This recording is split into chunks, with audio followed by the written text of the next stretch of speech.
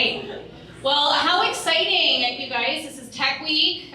Super excited to be hosting our panel here today. Of course, if you're not familiar with HR Collaborative, we are a community of fractional HR experts that provide HR talent and solutions when and where you need it. So we're super excited to be hosting today.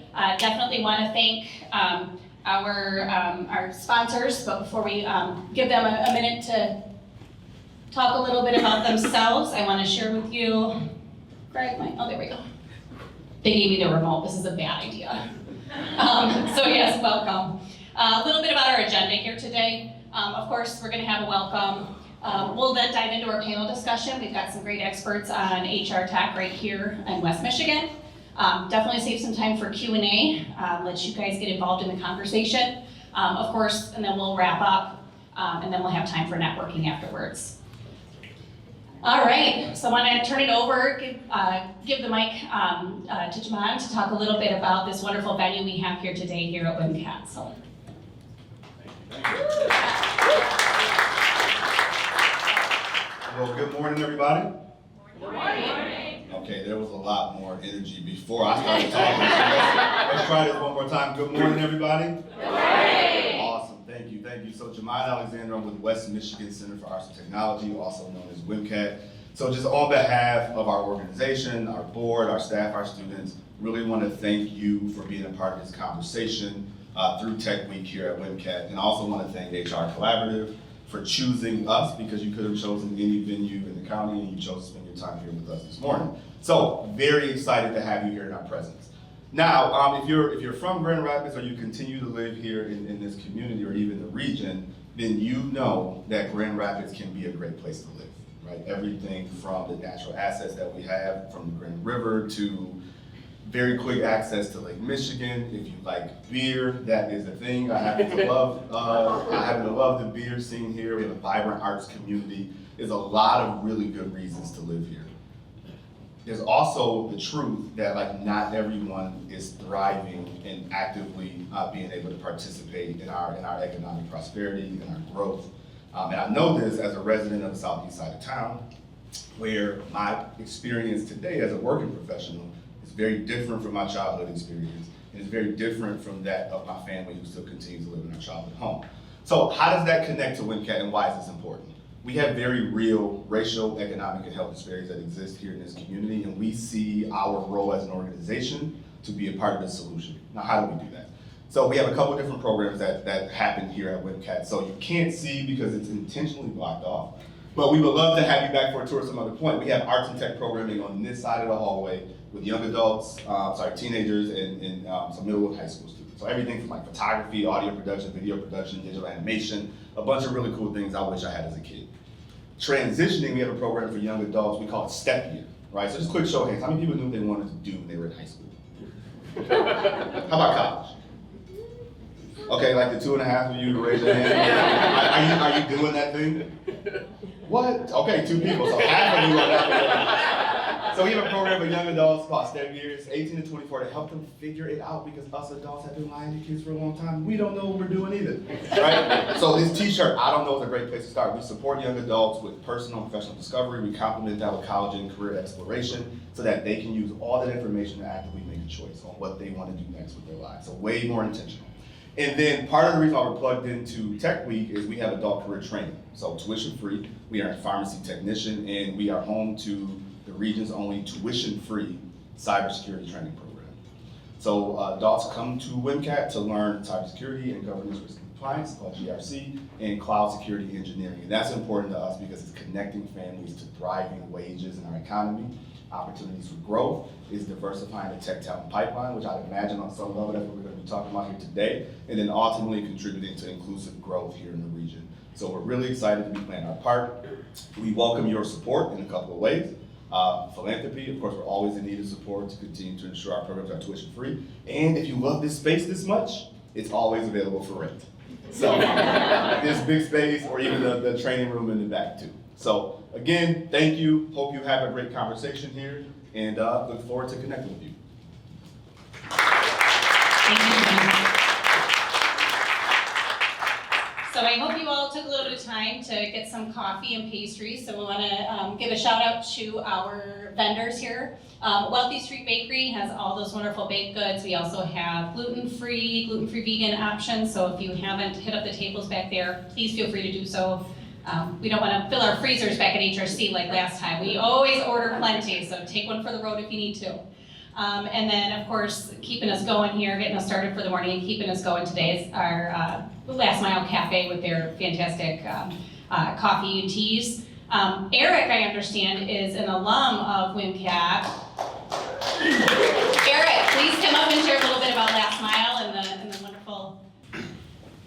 Hello everyone, you're right, I am an alumni of WMCAT back from when I was in high school. The program really just had a tremendous impact on my life. I know Jamon kind of talked at a high level about those programs and the opportunities that they give to, those young adults, but, I got to experience those things firsthand. Definitely helped set me up for success when I did go into college. Did go and get my degree in engineering and then decided to start a coffee shop. It is a long story that makes a lot of sense and maybe Corey understands. But I do just really want to say it's been great to have Last Mile Cafe be here. It didn't go out. But Last Mile Cafe is here in this community on the southeast side of town. Really wanted to help create some of those experiences that I had, have a place where people can come and sit down and really engage in community. The building that we put Last Mile Cafe in on Hall Street, if you haven't been there yet, was abandoned for 32 years. Yes, that was my entire childhood. And now we get to see kids from the neighborhood, come in, sit down, they get a cup of water, they just get treated with respect. And it really does mirror the experience that I had here at WMCAT, just being around people who cared about me, that wanted to see me be successful. So thank all of you. If you have a chance to come by the cafe, that would be wonderful. And definitely find some ways to come back here for WMCAT and see all of the amazing things they have back here. It's a really amazing place. All right, well now we'll dive in to our panel. So first I'll let you meet our experts here today, share a little bit about the team. So I am Lisa Brown. I'm the Vice President of Client Services at HR Collaborative, which is really just a fancy title for I get to work with all of our amazing HR practitioners that work directly with all of our clients. So it's super excited to be in this role. Been with HRC for 10 years now and super excited to talk to these experts that leverage some of the technology, or that we leverage the technology of when we're serving our clients. There we go. Okay. Sorry, I have to check back. So you guys didn't sit in order. We should have talked about this. I didn't sit in order, so you're gonna throw me. Brian Snodgrass is the Vice President of Product and Technology at Terryberry. Brian is a product and technology executive with 18 years of leadership experience and expertise within HR, tech, SaaS, B2B, e-commerce, payments, and business operations. Did I pronounce all of those acronyms correctly? Yes. Clearly, I'm up to date on my tech talk. Currently, he's responsible for Terryberry's employee engagement product, vision, strategy, and roadmap. So thank you for joining us here, Brian. Jake, who's on the other end here. So Jake is the HCM sales officer at Mercantile Bank. Jake helps businesses and HR leaders achieve their goals through Mercantile Bank's seamless end-to-end payroll and human capital management solution, MercForce. So Jake's goal is to help disrupt the notion that HR departments are viewed as cost centers instead of what they should be, cost savers and revenue generators. Thank you for being an advocate, Jake. And then last but definitely not least, right next to me here, Matt Baxter is the CEO at Wedge. He's a self-proclaimed serial entrepreneur. Poor guy. He started his first business at only 15, owning and operating Stony Point Lawn Care before selling the company in July of 2015. Stemming from his experience recruiting and hiring employees for this business, Matt created the video interviewing software, Wedge. So thank you for joining us. But I really want to start out asking our panelists here to please start by telling us a little bit about your platform and the history of its development. Yeah, so thanks again for having us. So my company is called Wedge, and we're a video interviewing platform. So typically we end up working in high volume hiring environments. So if you have a lot of customer support roles, if if you have a lot of roles that are high volume, high turnover, that's typically where we work. And so sounds like a similar theme. I started my business in my career in landscaping and lawn care, and then naturally you end up in HR tech, which I wouldn't really recommend to anybody, but it's been a blast to grow this business. Certainly gotten to know a lot of folks in this space, which has been really cool. But one of the big trends that I think we're going to end up talking to that we see in our business is candidate ghosting and no-shows is a huge problem. And it's certainly something that we see because we work in sort of high volume, high turnover workforces, everything from fitness, retail, hospitality, healthcare. And so that's certainly an area that I know sounds like I got some head nods, or looks like I got some head nods, and that's something we'll definitely dive into quite a bit. But yeah, folks typically purchase our software and they use it in the screening stages of the hiring process, and we talk about applicant tracking integrations and things like that we're definitely involved in. But yeah, it's been a fascinating business to learn over the last few years. COVID obviously changed a few things in all of our lives, and so from us, we got to see obviously the implementation of video and how kind of the candidate workflow has worked quite a bit. So that's one. Yeah, I'm Brian Snodgrass. I work at Terryberry. For anyone that's from the Grand Rapids area, you or your parents might think of us as the class ring company. But we have, Terryberry's been around 100 plus years. Actually, used to reside right where the Ford Museum is, and then we've recently moved out. But during that time period, we really transformed from being part of the physical recognition, in terms of pins, rings, those types of things, and really started to grow and realize the importance of employee engagement.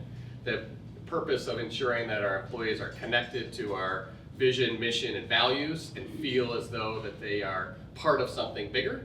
And so as part of that, we've started building a whole platform around that, which is really focused on listening to your employees, understanding what it is that they have concerns with, how are they feeling, and then moving into recognition and reward, being able to then listen again, and also making sure that you pull in well-being.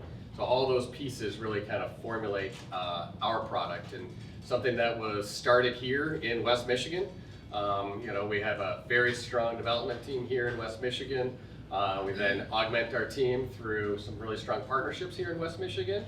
And then we, extend externally as well when needed. But it's been a great opportunity to see a company from West Michigan with as long of a history as Terryberry's had, to see it really transform and start to be a industry leader in the employee engagement space. So I'm happy to be here. So thank you. Morning, everybody. My name is Jake Fox from Mercantile Bank.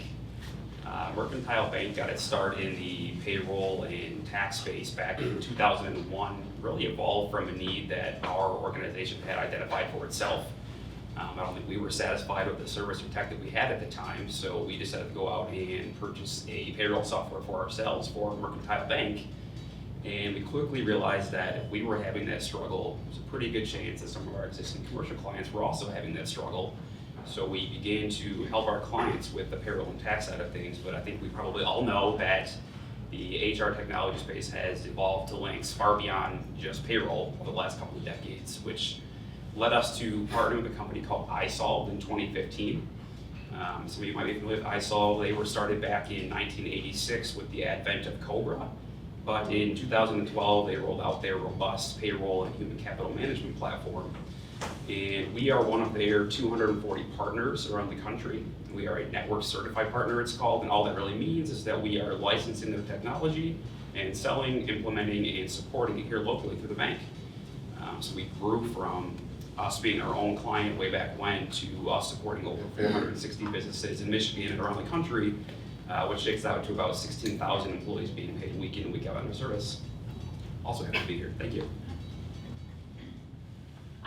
I've never been told that I'm quiet, so I'm happy to project as much as possible if you guys want to hang on to the mic. So I guess let's start out, tell us a little bit, and I'm not going to pick on anybody to begin with, but tell us a little bit about your experience with just general technology development here in Grand Rapids.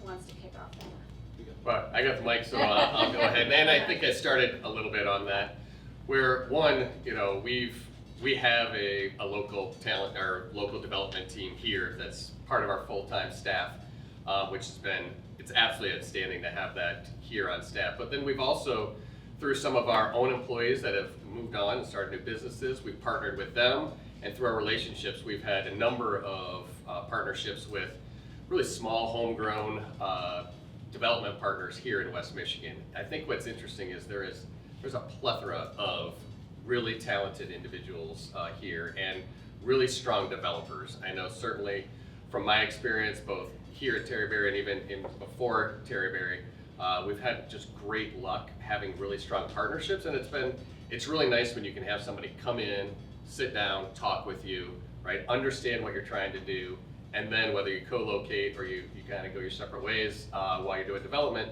to know that you've got that expertise here in town is awesome. So we've really found it extremely strong. Yeah. Again, you know, West Michigan typically being heavy manufacturing, I think we're definitely, you know, coming to be recognized as a tech hub as well. We've got lots of organizations that have developed and grown. Matt, you're a great example of that, right? Yeah, I don't know if I would call it a unique perspective. It's definitely an odd one because starting a company here, I'm not technical at all. I'm the dumbest guy in the room tech-wise. And so our CTO is actually the person who built our product from the ground up. And we've hired plenty of developers over the last 5 or 6 years. We've taken, you know, in the tech culture, you'll hear the term bootstrap versus venture funded. We have chosen to go the interesting route of taking out outside capital, which has some amazing implications and some also horrible implications. But it has allowed us to hire some really, really remarkable folks, and all of our product is done in-house, meaning our employees are the ones developing the product. But there's also plenty of outside amazing dev shops here in town that a lot of, you know, certainly groups that work with very, very large customers, and then also some folks that work with groups like us that are maybe on the little bit smaller side as well too. So definitely the tech scene is seen as ups and downs when it comes to wages and things like that, and attracting really good talent is a challenge because, you know, one of the things we deal with is kind of the comparison of Grand Rapids wages versus like Valley-based developers. Like we compete at that level, and I wish you guys would get to see our payroll at times. It's not always that fun, but sometimes you have to do that to attract the really best talent, and it's just interesting, how do you retain that talent as well? Attraction is certainly one piece. We have the benefit of kind of being the sexy startup at times, which doesn't mean much, but people think it does. But then it's, you know, how do you also keep that talent as well? And that's definitely made plenty of mistakes along that, but we have a really great team now, and so pretty excited about that. I think a lot of my experience with tech in Grand Rapids centers around ways that we can integrate or connect systems together. I like to use the example of, and you guys can all raise your hands if you'd like to, but how many of you would have a Netflix, a Hulu, a Disney Plus, a Peacock, a YouTube TV, whatever it might be at home? I'm sure most of you do, and It's working. well, maybe Oh. hello. Oh, it broke. Maybe it's not. There it goes. Well, maybe when you go to log into that service, when you go to log into that service, you might have to put your password in. You haven't logged in a long time. It's going to force you to dig that password out of the back of your brain, or you have to multi-factor authenticate to log into Netflix. I'm just going to speak loud. Can you guys all hear me? Yeah, I think that's a good plan. Or maybe you have your husband or your kids texting you for that code so they can log in and try to watch what they're wanting to watch. And I think that's one example in your personal lives of having to manage multiple systems or remember multiple passwords, and that also comes into play in the professional world. Businesses are asking their employees or their system administrators to have to maintain multiple systems, which comes with its own challenges. So I think a really hot topic that we've seen lately, and it's certainly not going to slow down, is ways that we can get systems to talk to one another, whether it's your payroll software talking to your benefits benefit system, or your payroll software talking to your video interviewing system or your engagement platform. So yeah, I think my experience is really the last year and a half that's been a really hot topic, is ways that we can get those disparate systems to intelligently connect together. Yeah, that's really great. And it's a really great segue into my next question. It's almost like you knew what I was going to ask you. Is where do you see the direction of HR technology going? And I think that integration is a big piece, but any other aspects of how technology can support the HR function in particular going forward? Do you have that crystal ball, or where you're expecting to see the technology head? I do, maybe. I think it's worth acknowledging too how far it's come. I kind of said it when I started, where Mercantile was just payroll and tax, and then you started to see things like payroll, tax, and time and attendance, and then you bolt benefits onto that. But now the human capital management platforms are everything designed to be hired to retire ways to pull in that talent, interview them, digitally onboard them, engage them with technology, provide training, all within a single platform. So it's really come a long way. In part, I think these guys are also the future of the HR technology. The integrations are a big thing, finding ways to, outside of the examples I had already given, but maybe integrating your human capital management platform into your Microsoft database so you're not having to hire an employee in multiple different systems. Let's do it once, take the manual human error out of the equation, some of the redundancy from entering that data. And then I'm sure this will come up later throughout our conversation as well, but artificial intelligence is here and it's not going away either. So using ways to have AI take a look at the data that you're storing in your system and using it to maybe predict future outcomes. If you're having a lot of turnover, let's find ways to use AI to maybe predict that future outcome and get ahead of that curve. So I'm sure we'll talk more on AI, but I think that's a buzzword and what's coming. So. Sure. Yeah, I think that it's a very exciting time in HR tech. And for us specifically, the idea that we've got workforces that certainly before COVID, we had remote employees, we had people that maybe didn't sit behind a desk day in, day out, especially in our manufacturing, hospitality, healthcare industries. But really the idea now, you got so many more people working remote, even if you're a desk-based employee, and that ability to really ensure that you're connecting with your employees, right? And your employees are connecting, they're feeling a sense of belonging to your organization, understanding what their role is in your mission, vision, and values, right? Like, as you've got people who are now a step or removed, they kind of are just heads down, day in, day out, they do their task. Are they really understanding what the value is that they're bringing to the customer, right? And that's important for them to feel connected. And I think that technology is helping along those lines. And additionally, I think that really, some of the other hot areas around is like, whether it's people analytics or insights, right? Really being able to now, we've known so many things about how important it is to, whether in my area, how important it is to recognize someone. And we believe, and there's stats that say it has, it reduces turnover and those types of things. But we're now able to say, if you take this data and you see what's happening on your platforms and you put that with your data that's related to turnover, and you could even use AI to understand sentiment that's going on in different pieces, you can really start to understand what's happening within your organization at a detailed level and really get some real insights to then make business decisions and drive it, especially when you're someone who values culture, right? And you can now understand what your culture, what you want it to be, but more importantly, what isn't, right? And then what do you want to do and how do you want to transform that? All that stuff is now being able to come together and provide you that type of information, which I think is really exciting. I think you hit on a good point. When you're remote or if you're not physically in the space with somebody, it's harder to get that recognition like in the moment. Right. But leveraging technology to be able to do that, to help do that in the moment and help add to that is a really great point. What about you, Matt? Anything to add there? Yeah, this is a topic I actually absolutely love because Wedge, we are a point solution in the broader hiring platform. So point solution could be like an assessment provider, could be like a background check, could be a video interview, could be any number of different things. We are not the whole suite. We are tires to a car, if you will. We're not selling the entire car, but we're one specific piece. So I spend all my day partnering with a lot of different applicant tracking systems like the iSolves of the world as potentially being their video interview provider that they either recommend us to their client base or we could be their default platform. Since payroll technology has come out, since payroll software has been around, about every 2 to 3 years you see a pendulum shift from everybody wanting everything to live all in one, and it's one platform, and then their all-in-one becomes not very good, and then they shift back to best in class, and then people suck at logging into a bunch of different things. And it's this thing that happens every single 2 to 3 years. And right now, at least the industries we're working with, high turnover, high volume, we're seeing a shift from all-in-one to that kind of best in class. And so, interestingly enough, I don't really compete with other video interview providers.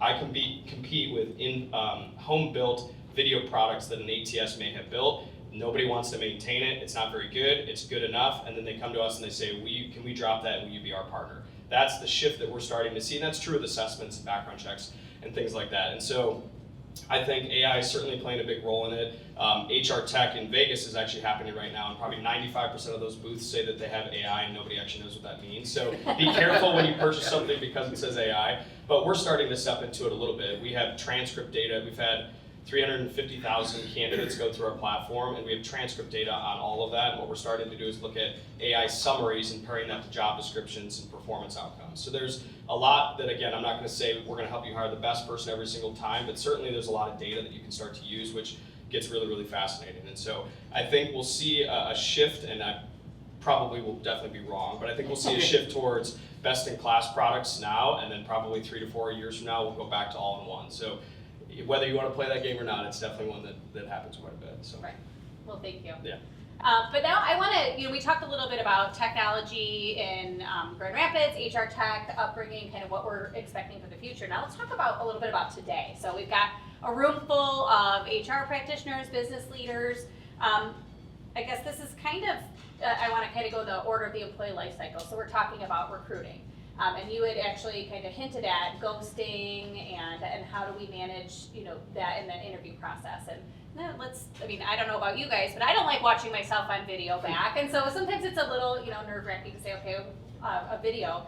Tell me a little bit elaborate a little bit if you could, Matt, on candidate ghosting and the labor market, sourcing in the labor market kind of going down, and how the Wedge interview can support that process and really encourage good turnout. For sure.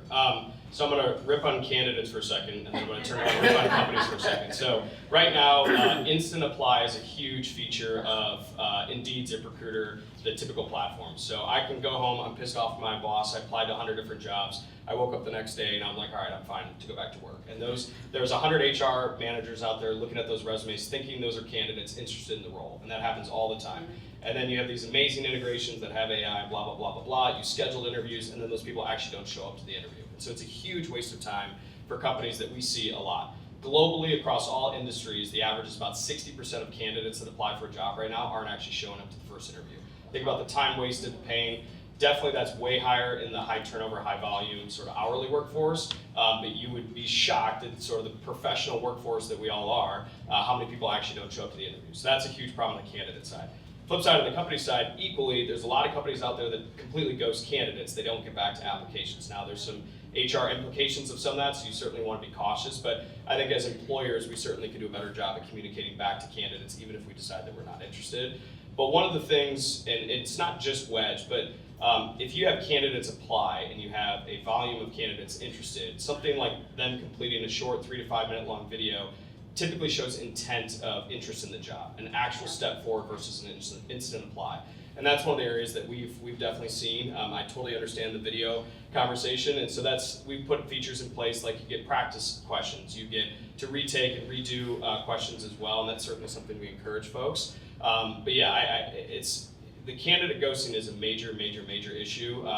YMCA gyms are big customers of ours. We've seen kind of reduction, almost 90% of that, just if a candidate completes a video, regardless if they watch the video or not. But that's certainly something that we've seen, and not trying to sit here and overly sell anything, but I think using different technologies, whether it's video or other pieces, to find out if a candidate's actually interested, opposed to just instant apply and kind of hope they show up, that's certainly something we would encourage too. So. Is that at all levels in their organization, from professional and the reception, entry-level positions as well? On the ghosting front? Well, or just for leveraging the video interviews. Do they do it at all levels of the? Yeah, we typically stay away from C-suite or very niche roles. Yeah, typically customer-facing roles, sales roles, account executives, hospitality type roles would kind of be, we pretty much just avoid C-suite level. Very cool. Anyone else feedback on the short labor market trend? I do want to, and I know that a few folks in the audience may have the same question too, but when you're leveraging a video technology, what kinds of questions, pushback, concerns do you get about diversity and bias in requesting video interviews? Easy questions? Easy questions, yeah, I'm sure. Take a step back. Majority of bias that happens in the hiring process is typically one-on-one review of information, whatever it may be. People are biased, and so if you have one person reviewing one set of information, whatever it may be, that's typically where bias happens. The moment you introduce a second person into whatever the process may be, you've reduced bias because you have multiple opinions, or you've identified organizational bias, which is a whole other topic. And so one of the things we encourage companies that we work with is have a way to audit that you have multiple people reviewing information, whether it's resumes, interviews, applications, whatever it may be. And so one of the features built into Wedge is you're able to share and collaborate on the video. And so you can have multiple people reviewing information. Our technology is technically called asynchronous video, but nobody can spell it. So we typically say on demand or one way. And so the ability to share a video and have multiple people watch it at any point in the day, you can naturally kind of reduce bias and discrimination, and you can also collaborate among team members. Certainly some things that people don't love to hear, but typically if an individual is going to be biased watching a video, they're also going to be biased in the interview process as well. So we would encourage folks beyond just looking at video, obviously to go through your hiring practices as well. There's some great folks who can discuss that, but definitely the ability to collaborate is a huge piece when it comes to reducing bias and discrimination. We're actually doing a study on can leveraging asynchronous video actually reduce that, and looking pretty strong so far. So Awesome. Great. Well, thanks, Matt. Mhm. I want to kind of toss it over to Jake, I think, here, because we're talking about, I know you said that you, like, in the human capital management platform, you know, it's the recruiting and onboarding. So we talked about where we think HR tech is going and all the ways that MercForce can support them. How does an HR department or HR leaders, what should they be doing, or what should they be looking for when they're looking at implementing or updating or leveraging different HR technologies? Yeah, that's a good question, and it's certainly no easy task to shop forward to HR technology, whether it's your human capital management payroll platform or something like these guys up here as well. But I think the first step has to happen internally, and it's making sure that you have the right people on your project management team. And I encourage you to think outside the box. Pull in your payroll administrator. Obviously, your HR manager is going to be there. Maybe you have your plant manager on the call too, because they're in their day-to-day, approving time cards or time off requests, whatever it might be. So get that right team in place before you dive in, and the next step should be to create some kind of wants and needs analysis. Really start to understand what works well today, what doesn't work so well, and figure out what's important to you going forward. Is it cost? Is it better customer service? Is it a new bell and whistle within the technology that you need? And from there, it's time to start your outreach. That can take several forms. It might look like a request for a proposal, or just some simple outreach to multiple different vendors, but I'll encourage you to not just shop at one, look at a couple, and share that wants and needs analysis with that company. Tell them what's important to you, and that's their time to come back to you and say, yes, we can help there. And to sort of get an understanding of if they're going to be a good fit for you. But then I think one of the most important pieces of the process is the demonstration. Always get a demonstration of the technology before you go ahead and dive in and make that commitment. The worst case in the world, if you go ahead and spend thousands of dollars on this technology and it just doesn't function the way that you want it to. So get a feel during the demonstration if it's going to be a good fit. Ask questions like, what's it going to take for me to do this implementation? You really want to understand the scope of work, because it is no easy, it's a burden to go through it, but it should be worth it in the end.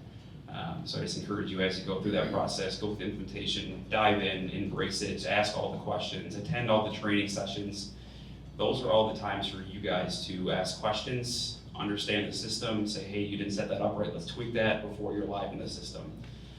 So I think that's a pretty typical cycle of how those go, but yeah, certainly no easy burden. I think the wants and needs analysis is going to be your most important step in that process. Kind of your must-have, nice-to-have, and just kind of the extras. Yeah, awesome.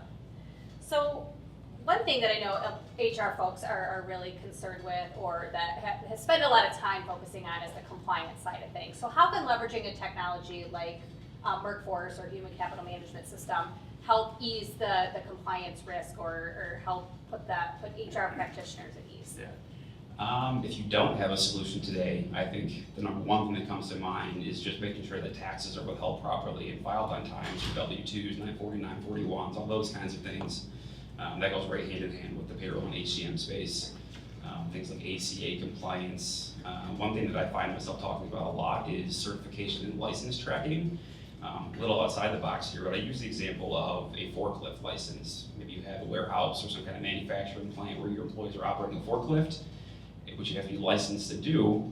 to avoid some kind of OSHA incident or some kind of compliance risk on that side. But HCM platforms, ours included, can send out alerts to your employees. Let's use the example of 30 days prior to your license expiring.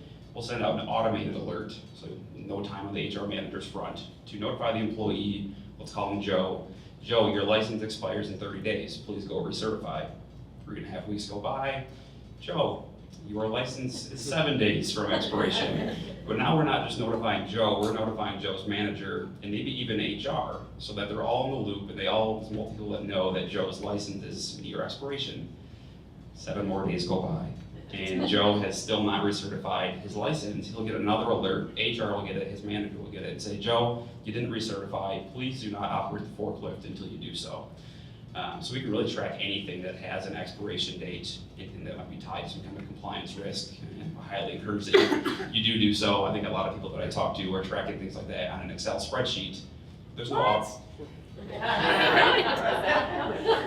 yeah, so ways to automate that process and not have to have somebody sitting there monitoring a spreadsheet to go ahead and reach out to the employee via email or face-to-face. That can happen on the back end.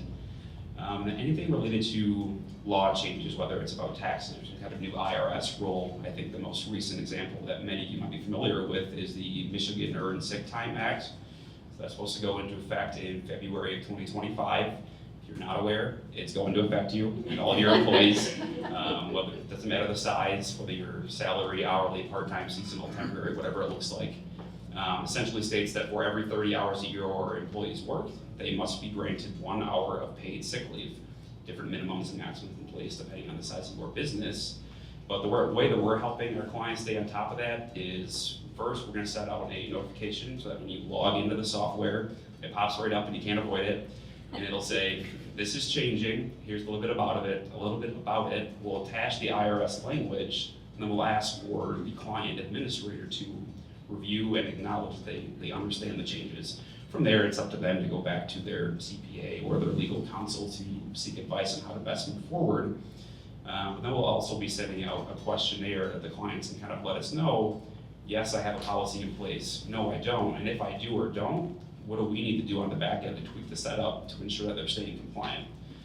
So that law specifically can take a couple of forms. We can set up a front-loaded balance equal to 1 hour of sick time work for every 30 hours worked, or we can actually build an accrual plan. So as you're clocking in and out, you work 30 hours, it's gonna automatically grant that 1 hour, and that might come with a business wanting a way for their employees to go ahead and request that time themselves rather than having to email their manager for some time off.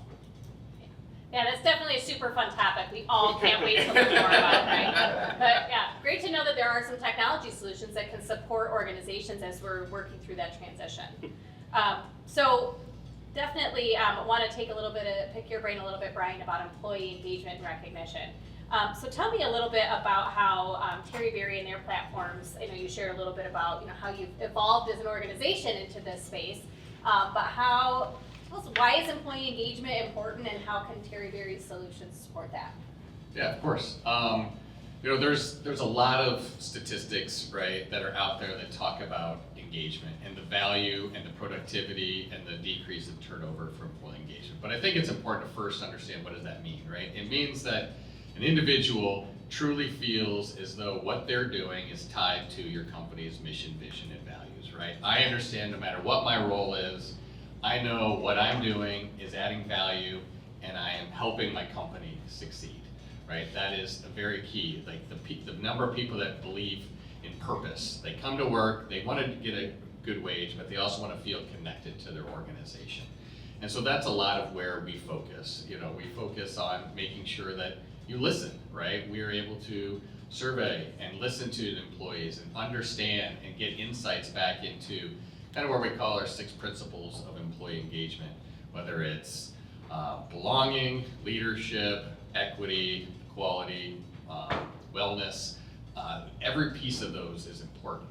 But I also use the example of, and many of us here in the room can probably relate to it, right? When you do something and you get this email back, right? You get an email from your boss and it says, great job, right? You enjoy that. You get this little called dopamine hit, right? And you feel good and you want to do more of that, right?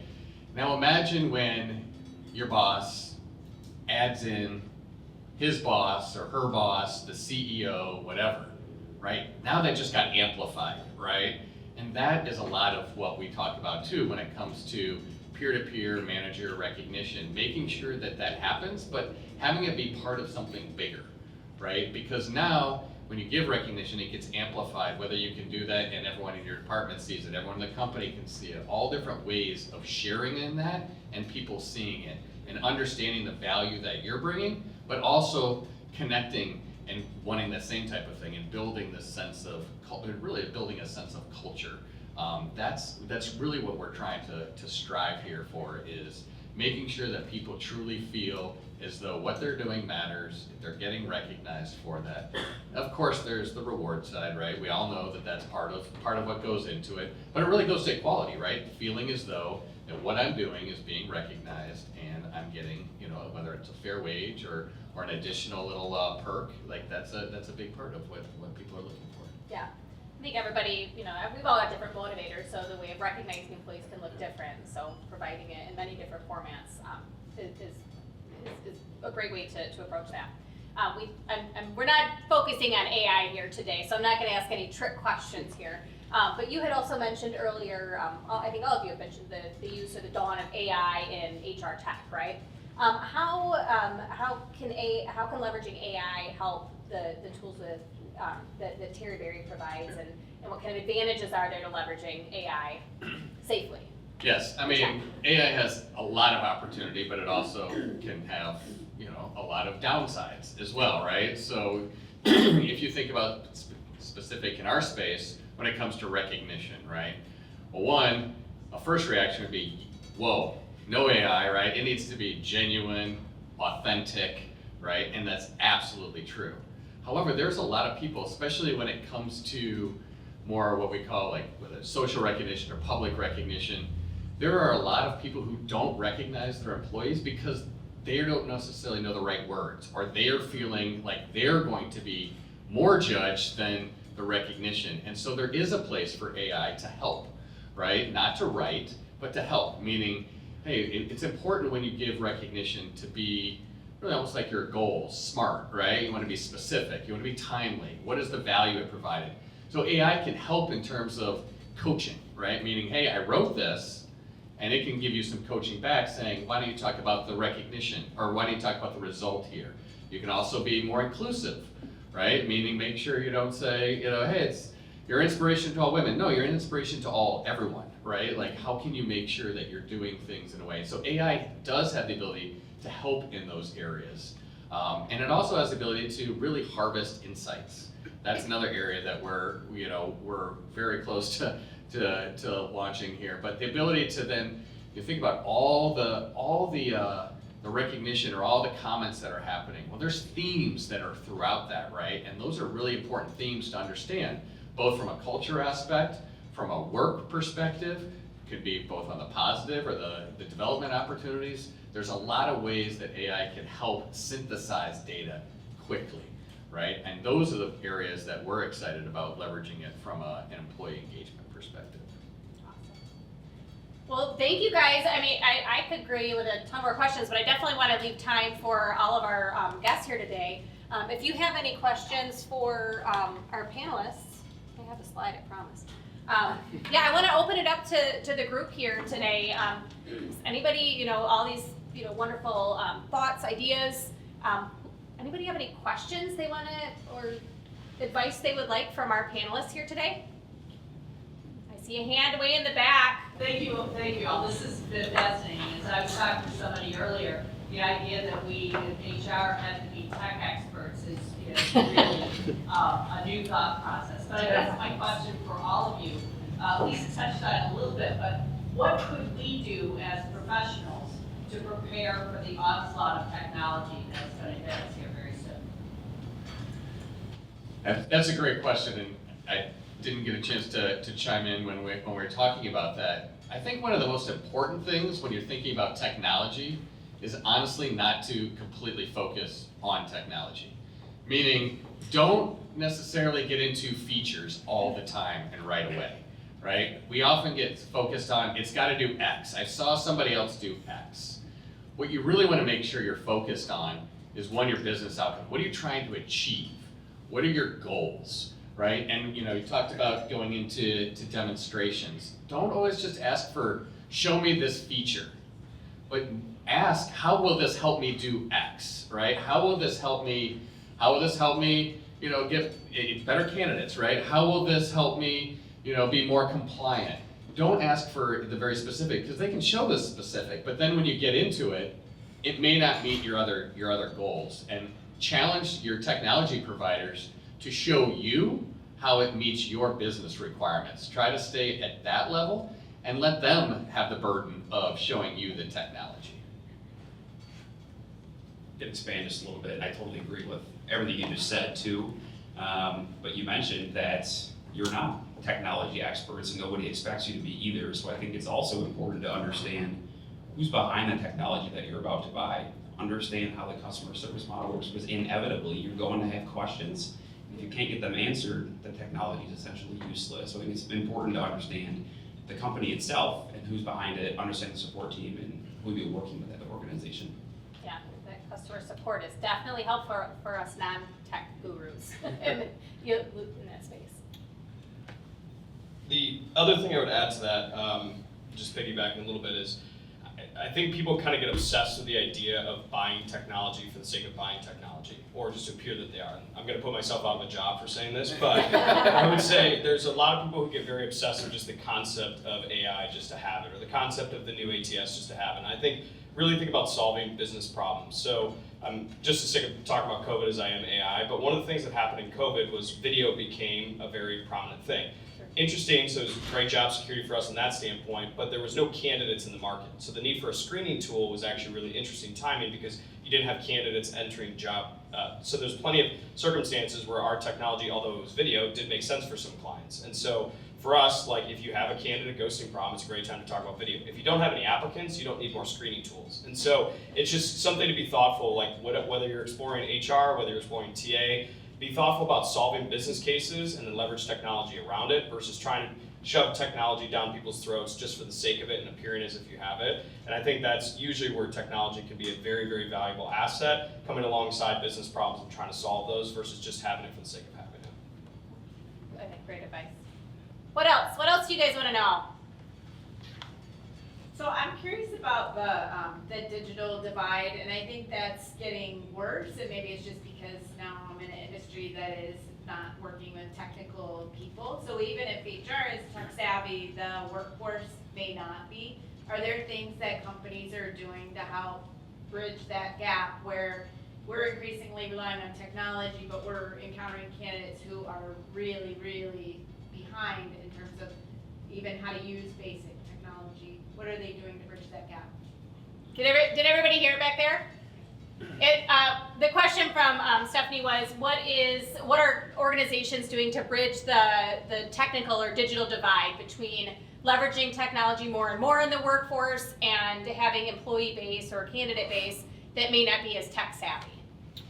So one thing much smarter people on our team decided early on was we decided to invite candidates to complete a wedge, not through an app. So the last thing people want to do is download an app, use it one time, and forget about it. So we actually are a web-based platform. So when candidates are invited, all they need to have is internet and a webcam. So it reaches 99.9% of the population are able to have leverage Wedge just via that process, by email, by text, things like that, without downloading an app.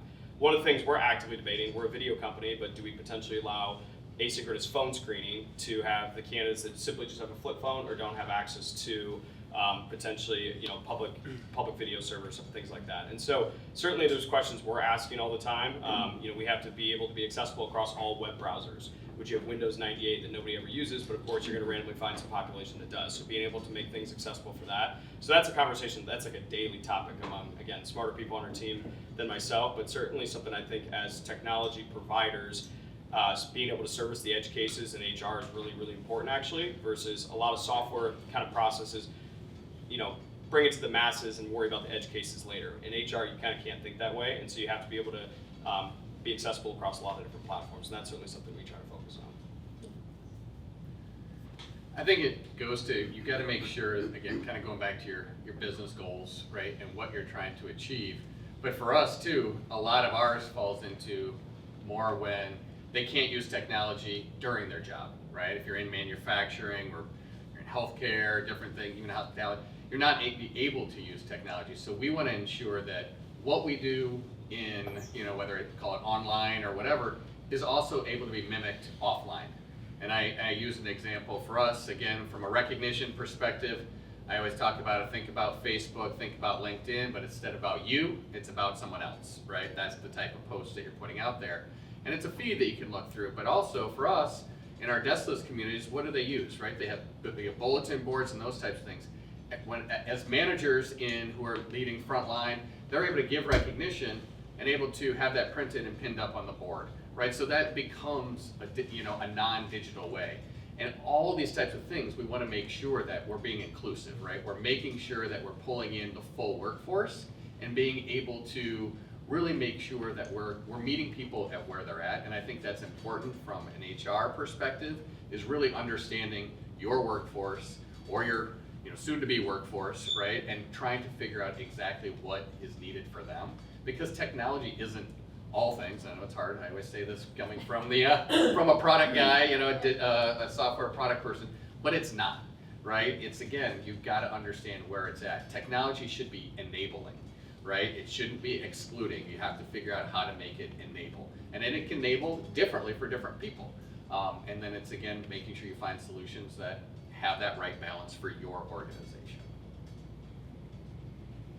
I like the phrase that you use, mimicked offline. I think in our space, there's two areas where we see the biggest divide. Of course, there's always going to be times when there's just folks at your company that won't adapt to technology. I think the first piece is in the onboarding, the electronic onboarding of an employee. The electronic onboarding is designed to reduce the time to hire and all the paperwork by 75 to 80%, reduce the paper itself by over 95%. But of course, you might hire somebody that just won't open the portal through the email to do it online. They're still going to want to come in on day one and fill that paperwork out with you. So it's important to have a secondary way to quickly hire that employee into the software.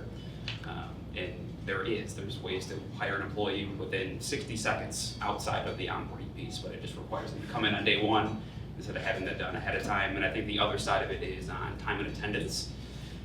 There are a multitude of ways that employees can clock in and out, but I think what we're seeing is the most popular option today is just having them punch in on their phone.